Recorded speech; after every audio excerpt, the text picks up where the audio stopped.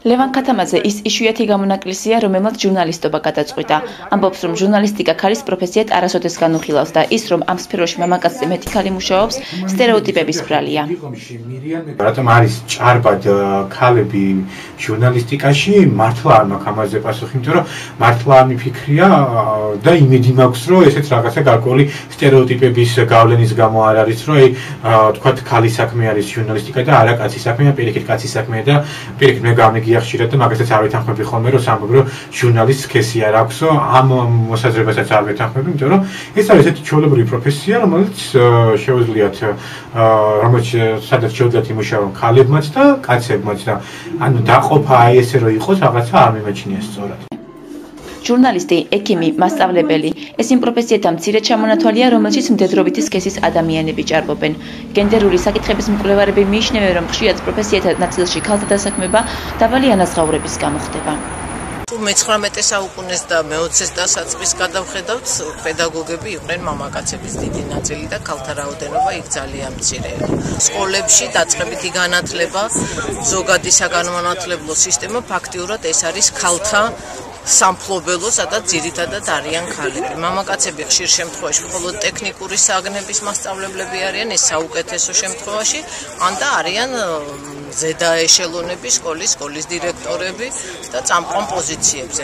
მე მაინც ვფიქრობ, რომ ეს ყველაფერი განაპირობა დაბალმა ანაზღაურებამ. არსებობს თუ არა პროფესიები, რომლებიც ქალებისთვის არის განკუთვნილი, ამ კითხვით საზოგადოებას მივმართეთ. პასუხები არაერთგვაროვანი აღმოჩნდა. რამდენიც გინდა ექიმი, მასწავლებელი, რა გინდათ, ფარმაცევტი, გამყიდველი, მე მიმაჩნია, რომ უნდა ისწავლოს, უნდა იყოს ჩამოყალიბებული იმისათვის, რომ უნდა იყოს მასწავლებელი. ის უნდა დაიბადოს მასწავლებლად, ექიმიც უნდა დაიბადოს ექიმად. ალბათ არსებობს.